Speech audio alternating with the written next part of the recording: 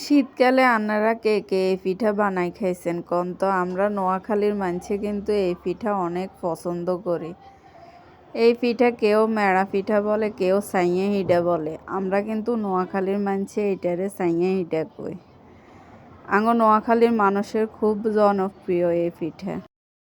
বানানোর নিয়মও খুব সোজা, বুঝছেননি? প্রথমে ইজ্ঞা পাতিল লইবেন, পানি দিবেন, এরপরে তেজপাতা দারচিনি দিবেন, দেনের হরে কতক্ষণ উতরাইবেন, উতরানের হরে এর ভিতরে দুধ দিবেন, চিনিও কত দিয়ে দিবেন, বুঝছেননি? তাইলে কতক্ষণ আবার ডাকনা দিয়েও রাখছি। ডাকনা উড়াই এর ভিতরে কত লবণ দিয়ে, লবণ দেনের হরে নারকেল গিন দিয়ে দিছি।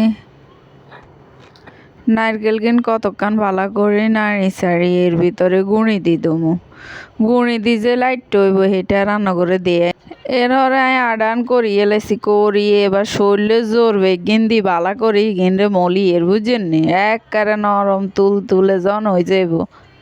এর হরে ইগিনরে শরীরে জোর বেগিন দি আস্তে আস্তে করি মলি তো বানানি শুরু করছি আর। তবে আমি বেশি বানাই না, আজ জাল ছোটো গায়ে বেশি বানাইছে, কারণ হেতিরাতে ইগুন বেশি সুন্দর হয়। হেতি এলে সুন্দর করে বানাই দিচ্ছে। হরে আমি আবার ইগুনরে বাফে দিছি কেন পরে ইগুন বানানি শেষ হয়েছে আর ইগুনরে তেন এক কানের ভিতরে ঢুকাই রাইস কুকারের যে উপরে চাল নিয়ে আছে এনের ভিতরে দি চুলার মধ্যে বাপ দিছি। ও বাফি কিন যেন বাড়ি ন যা, বুঝছেন? কত টিস্যু দিয়ে দিয়েন, তাইলে আর বাফি কিন বাইত না। হিয়ার হরে উড়াই একে টুথপিক দিয়ে চাইবেন, চাইলে ভিতরে যদি ফানি টুথপিকে না লাগি থাকে তাইলে মনে করবেন যে এগিন হয়ে গেছে। তো এবার জুঁড়িওকের ভিতরে ডালি আনারা ব্যাকে খাইবেন, বুঝছেন? এনে হওয়া দইছে খারাপ হনো ব্যাকে খাই অনেক।